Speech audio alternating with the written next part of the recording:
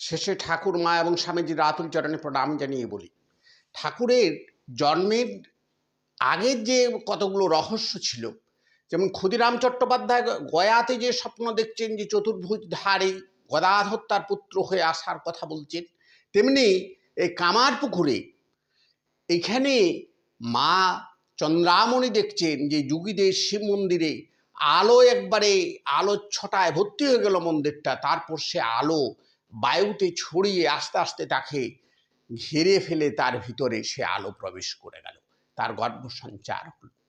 এইটা জন্মের পূর্বে রহস্য।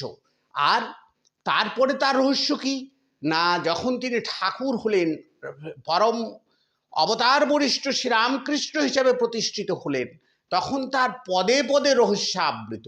অথচ তিনি একবারে অনামী, একটি ধনহীন, পদহীন, একবারে সাধারণভাবে এসছেন।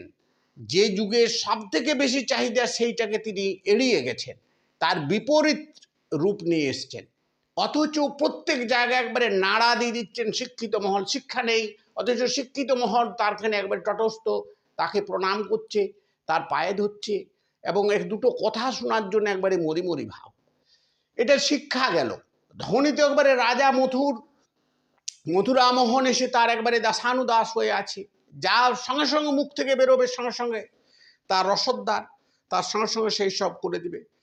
এইরকম ছেলে ধনও তারখানে কিছু নয়, আর মর্যাদা তো বলাই যাবে না, তখন কলকাতায় সর্বত্রই প্রচারিত ঠাকুরের নাম। তো তিনি পদে পদে রহস্য তার, যাকে যে বলবেন তাই। দুটো কথা বলি, একটা হচ্ছে লাটু মহারাজ, সে অ বলতে আ বললো, তখন ঠাকুর বললো যাস শালা, তুই ছেলে আকে আর কি বলবি, তাহলে আর তোর লেখাপড়া করে দরকার নেই, থাক। তাকে ব্রহ্মজ্ঞান দিয়েছিলেন, তিনি অদ্ভুতানন্দ নামে পরিচিত হয়ে ব্রহ্মজ্ঞানী হয়েছিলেন। আর নটি বিনোদিনী, যে একবারে নিষিদ্ধ পল্লীর থেকে এসে নাটক করত গিরিশ ঘোষের, তার ভক্তিতে তিনি আপ্লুত হয়ে বলল, যা মা তোর চৈতন্য হোক। এর চেয়ে রহস্য আর কি বলুন তো, এর চেয়ে কি রহস্য হতে পারে?